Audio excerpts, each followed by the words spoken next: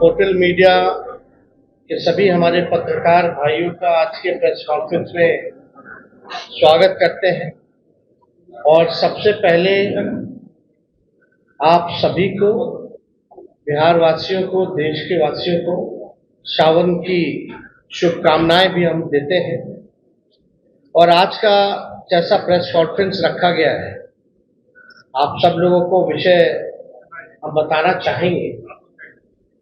और आप लोगों को इससे पहले भी एक कॉपी जो है लोकसभा में राष्ट्रीय जनता दल के सांसद ने, मनोज झा जी ने, 9वीं अनुसूची को लेकर के जो सवाल भारत सरकार से किया है और उसके अवज में जो जवाब भारत सरकार का आया है, उस क्वेश्चन और आंसर का आप सब लोगों को जो है डिस्ट्रीब्यूट किया गया है। और एक बहुत ही महत्वपूर्ण विषय था कि भाई जो महागठबंधन की सरकार ने, बिहार सरकार ने जाति आधारित गणना करा करके आरक्षण जो है पिछड़ों का, अति पिछड़ों का, दलितों का, आदिवासियों का 65% किया और 10% EWS को एज इट इज रखा। यानी देश के इतिहास में पहली बार किसी राज्य ने जाति आधारित गणना कराई और आरक्षण की सीमा जो है 75% लेकर के गई। एक ऐतिहासिक निर्णय था। और उसके बाद भी हम लोगों का आशंका थी कि भाजपा के लोग किसी न किसी तरीके से, जिस प्रकार से कास्ट बेस्ड सर्वे जो हम लोग करा रहे थे, अपने मोहरों को कोर्टों में खड़ा करके किसी न किसी तरीके से ढीले कराएंगे या ये होने नहीं देंगे, ये आशंका हम लोगों को पहले भी थी।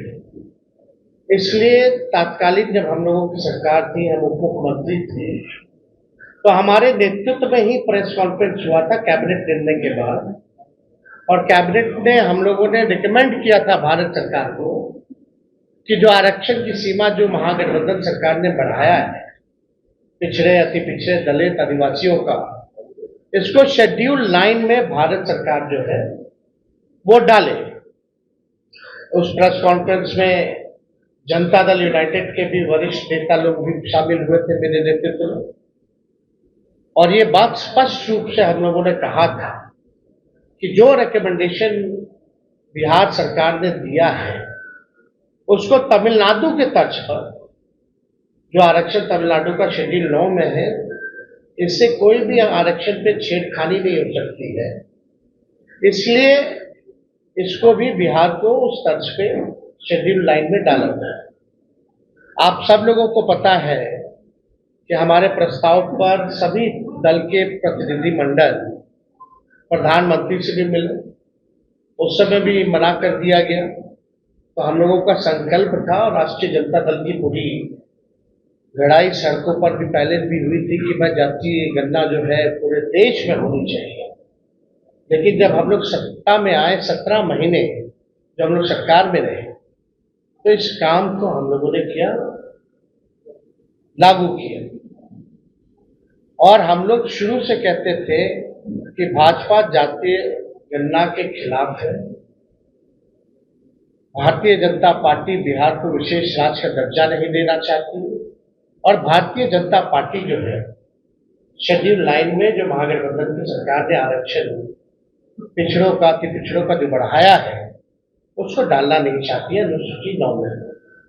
यानी तीनों चीज हम लोग उस समय भी शंकित थे कि कोई ना कोई कोर्ट चला जाएगा और इस प्रकार की बातें आएंगी। कोर्ट में ये मैटर गया और कोर्ट द्वारा जो है ये रोका गया। फिर ये मामला जो है अभी सुप्रीम कोर्ट में है। और हमने पहले भी कहा था कि अगर अनुसूची 9 में इसको नहीं डाला जाएगा तो हम लोग सड़कों पर आंदोलन करेंगे। और बिहार सरकार किस प्रकार से पक्ष रख रही है हमको क्योंकि भरोसा नहीं है मौजूदा एनडीए सरकार पर, बिहार की सरकार पर, क्योंकि भाजपा जो है उसमें बड़ी पार्टनर, और चाहे केंद्र में हो या बिहार में, एनडीए की सरकार है। और मुझे पूरा भरोसा है कि एनडीए की सरकार, चाहे बिहार वाली हो या देश में हो, ये नहीं चाहते हैं कि जो आरक्षण की सीमा बढ़ाई गई है उसको अनुसूची 9 में डालें। तो हम लोगों का पहले भी कहते कि हम लोग इसमें सुप्रीम कोर्ट में हम लोग जाएंगे, और हम लोग केवल इंतजार कर रहे थे भारत सरकार के जवाब का, जो कि स्पष्ट रूप से ये जवाब आप लोगों के समक्ष मिला है। इसमें यही सवाल पूछा गया था कि भाई क्या आरक्षण आप बढ़ाइएगा अनुसूची में 9 में, स्पेसिफिकली जो है बिहार के शेड्यूल 9 में आप डालिएगा कि नहीं डालिएगा। तो भारत सरकार ने जवाब दिया है, no sir, the matter falls under the preview of the state government as per provision of the constitution. ED और जांच एजेंसियों का कोई महत्व रह गया है क्या? कोई फेयर है ही नहीं। तो इसलिए इस पे ज्यादा हमको टिप्पा टिप्पणी नहीं करना है। सर, भारत सरकार झूठ बोल रही है। अनुसूची 9 में यानी शेड्यूल 9 में डालने का अधिकार केवल भारत सरकार को ही है, राज्य सरकार को नहीं है। ये पूरी तरीके से झूठ बोला जा रहा है, संसद में झूठ बोला जा रहा है। और ये विषय अगर अनुसूची 9 में नहीं डालने का है या स्टेट मैटर है, तो ऐसा तो नहीं कि भाई हम लोगों के हटने के बाद नीतीश कुमार जी ने अनुसूची 9 का जो प्रस्ताव हम लोगों कैबिनेट द्वारा भेजे थे, इन लोगों ने वापस ले लिया हो। क्योंकि उस समय तत्कालीन जो अभी भी गृह मंत्री आपके अमित शाह जी हैं, उस समय जब ईस्ट जोन का जो बैठक चल रहा था उसमें भी हम लोगों ने प्रस्ताव रखा, उनसे मांग की थी कि इसको अनुसूची 9 में डाला जाए। अब मामला है कि कोई भी, चाहे नीतीश कुमार जी हो, जनता दल यूनाइटेड के कोई नेता हो, सभी लोगों के मुंह में दही जमा हुआ है। कोई भी इसको लेकर के आवाज नहीं उठा रहा है। जब हम लोगों ने किया था इस काम को तो बड़े ढिंढोरे पीटे जा रहे थे जनता दल यूनाइटेड के द्वारा। अब करेगा कौन?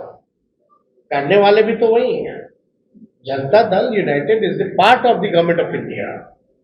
तो ये खेल जो ये लोग खेलना चाह रहे हैं, ये साफ दिखाता है कि इनके नियत पे सवाल उठ रहा है, कि इनके नियत ही नहीं है कि इसको शेड्यूल 9 में किया जाए।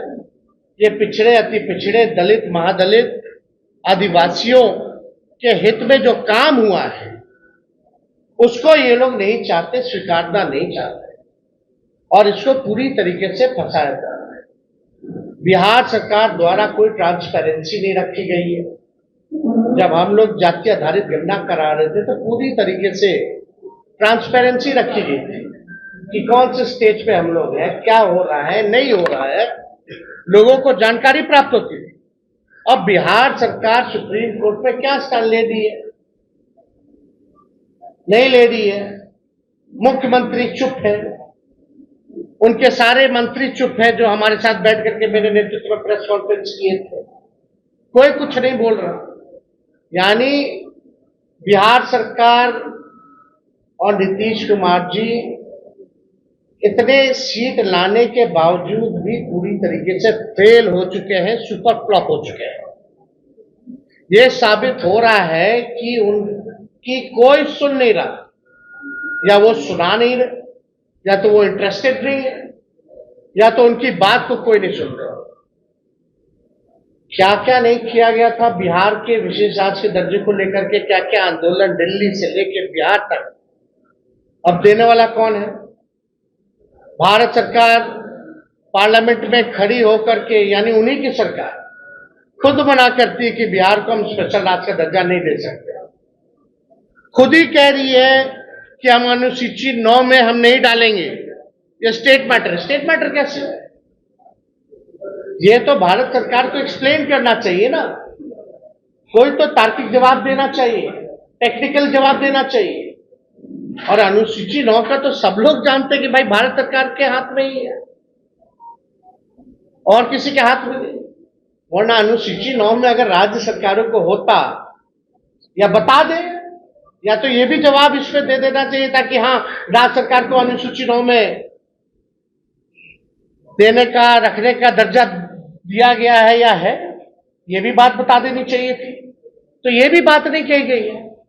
तो हमारा ये मानना है कि इस लड़ाई को लेकर के हम लोग आंदोलन तो करेंगे ही करेंगे सड़क पर, लेकिन कोर्ट में भी हम लोग पक्ष रखेंगे।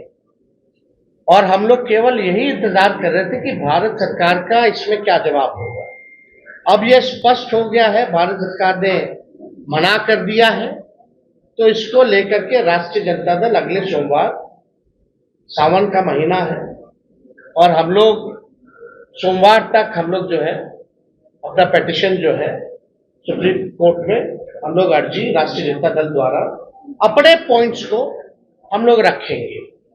और बिहार सरकार को तो ये भी बताना चाहिए कि क्या आप प्रस्ताव जो दिए थे वो वापस ले लिए हैं कि नहीं लिए, या मुख्यमंत्री ने कोई चिट्ठी लिखी है नहीं लिखी है गृह मंत्री को अनुसूची 9 में डालने के लिए।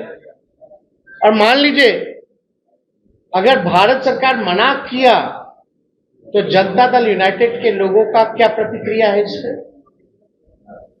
यह भी स्पष्ट होना चाहिए। अगर भारत सरकार में भाजपा के बाद और कोई दूसरा तीसरा दल है मजबूत, तो वो जनता दल यूनाइटेड है, यानी एक अहम पार्टनर के रूप में है, निर्णायक भूमिका में है। तो जब आपकी बात ही नहीं सुनी जा रही है, ना बिहार को विशेष राज्य का दर्जा, ना 9वीं अनुसूची में, और मुख्यमंत्री जी तो हमारे साथ भी गए थे, उनके नेतृत्व में हम लोग सब गए थे हमारे प्रस्ताव पे प्रधानमंत्री जी से मिलने। उनकी तो मांग थी कि भाई जातीय गणना जो है पूरे देश में होनी चाहिए। तो आज तो मुख्यमंत्री स्थिति में है कि अगर मजबूती से अपनी बात को रखेंगे तो मोदी जी की हिम्मत नहीं है मना करने को। तो कम से कम क्या मुख्यमंत्री जाति आधारित गणना पूरे देश में चाहते हैं कि नहीं चाहते, ये बताना चाहिए।